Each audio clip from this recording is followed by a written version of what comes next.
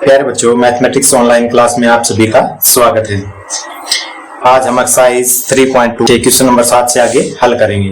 तो हमने क्या है, इस एक्सरसाइज में भाज्य, अभाज्य, सम और विषम संख्याओं से संबंधित प्रश्नों को हल करना है।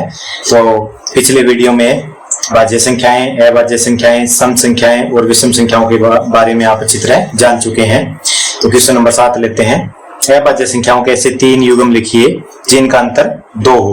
तो अभाज्य संख्याएं क्या है, पहली 2 है, फिर 3 है, लेकिन इनका अंतर क्या है, बीच में 1 है। लेकिन हमें ऐसी संख्या लिखनी है जिनका अंतर 2 हो। तो ये क्या हो जाएगी आपकी पहली संख्या, तो पहली संख्या 3 और दूसरी क्या आ गई आपकी 5। ये युग्म क्या है, इनका अंतर क्या हो जाएगा आपका 2 आ जाएगा। दूसरा क्या है 5 और 7 ले लेते हैं, इनका अंतर भी कितना आ जाएगा 2 आ जाएगा। दोनों अभाज्य संख्याएं हैं। आगे क्या है 11 और 13 ले लेते हैं। तो ये भी क्या है, दोनों अभाज्य हैं, अंतर 2 है। तो इस प्रकार क्या है, दो संख्याओं के युग्म लिखने हैं जिनका क्या है अंतर 2 हो और दोनों अभाज्य संख्याएं हो। प्रश्न नंबर 8 पे चलते हैं। निम्नलिखित में से कौन सी संख्याएं अभाज्य संख्याएं हैं? तो 23, 51, 37 और 26 संख्या दी गई। सबसे पहले 23 को चेक करते हैं। तो यहाँ लिखेंगे अभाज्य संख्याएं।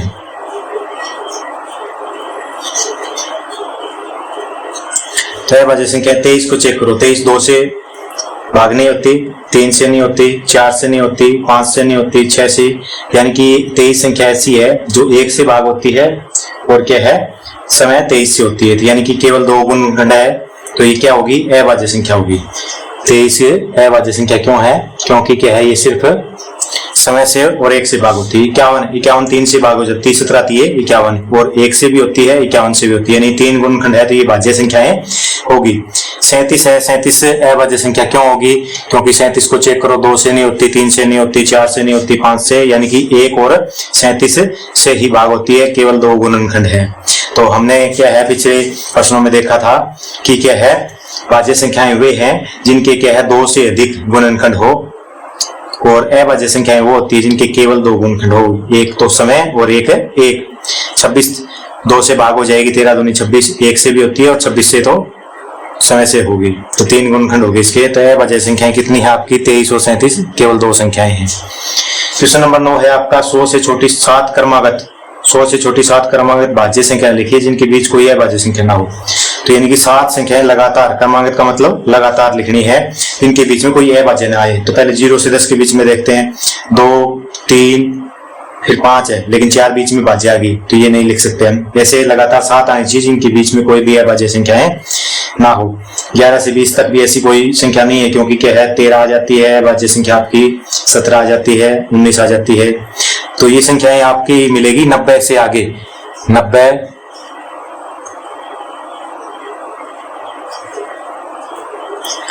91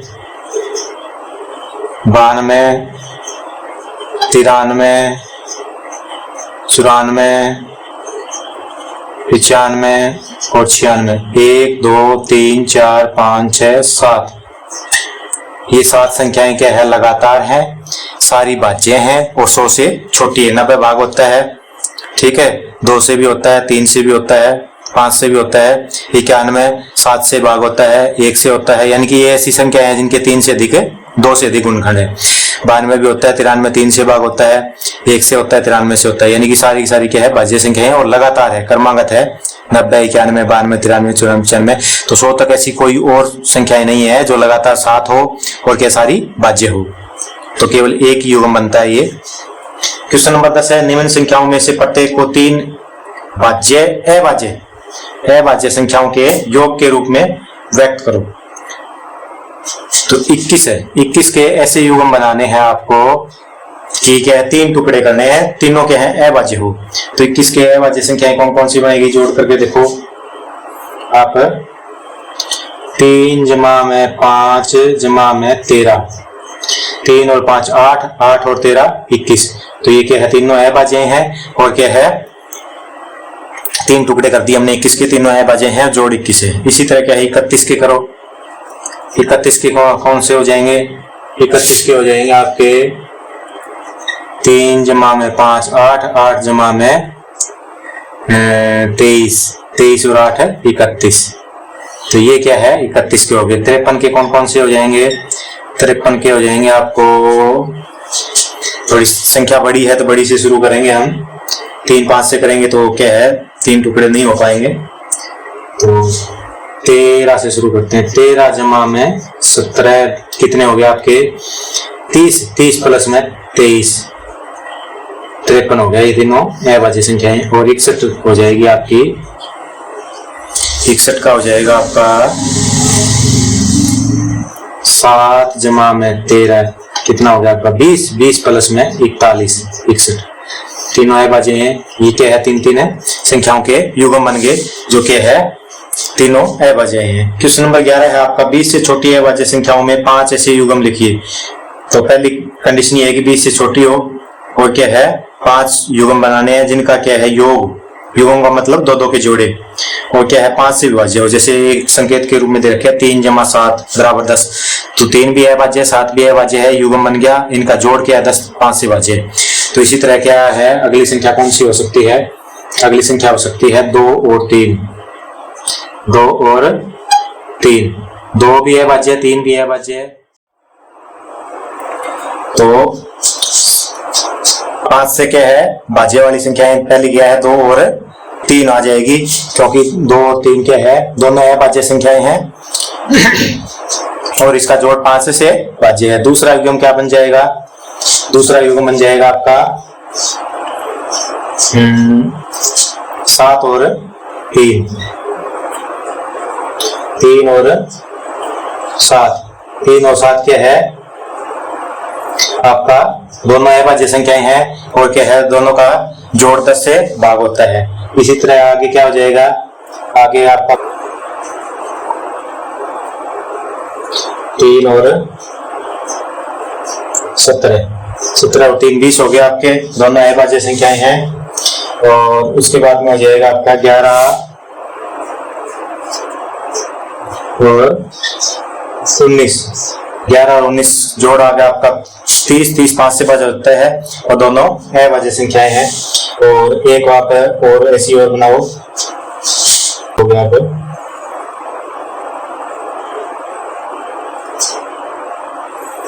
7 और 13 हो जाएगी आपकी।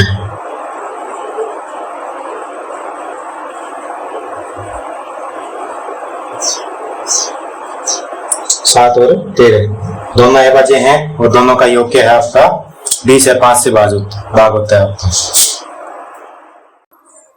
क्वेश्चन नंबर 12 पे चलते हैं। क्वेश्चन नंबर 12 आपका निम्न में रिक्त स्थान भरिए। पार्ट ए है वह संख्या जिसके केवल 2 गुणनखंड और एक खाली स्थान संख्या कहलाती है। तो 2 गुणनखंड वाली संख्या कौन सी होती है? जिसके गुणनखंड एक तो एक हो और एक समय हो, वो संख्या अभाज्य संख्या कहलाती है। कौन सी संख्या होती है? अभाज्य संख्या।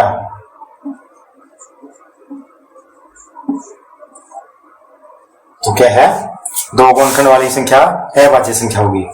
आगे पार्ट है वह संख्या जिसके 2 से अधिक गुणनखंड हो, वो एक भाज्य संख्या कहलाती है। कौन सी संख्या?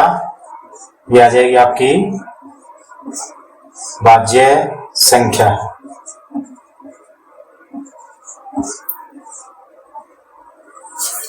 सी पार्ट है एक न तो खाली स्थान है और न ही खाली स्थान। तो एक क्या है? एक का गुणनखंड केवल एक होता है, इसलिए ना तो भाज्य में काउंट होती है ना अभाज्य में। तो लिखेंगे एक न तो भाज्य है, भाज्य संख्या, और ना ही अभाज्य संख्या।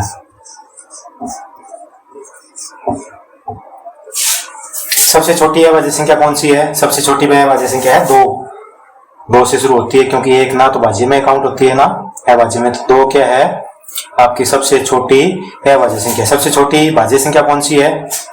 सबसे छोटी भाज्य संख्या आपकी 4 क्या है सबसे छोटी, क्योंकि 2 और 3 क्या है आपकी दोनों अभाज्य है। 4 सबसे छोटी भाज्य संख्या है। सबसे छोटी सम संख्या कौन सी है? सम संख्या 2 से शुरू होती है, सबसे छोटी संख्या 2 है, उसके बाद 4 6 ऐसे चलती है। तो सबसे छोटी संख्या 2 है। तो इसी के साथ है हमारी एक्सरसाइज 3.2 कंप्लीट हो जाती है।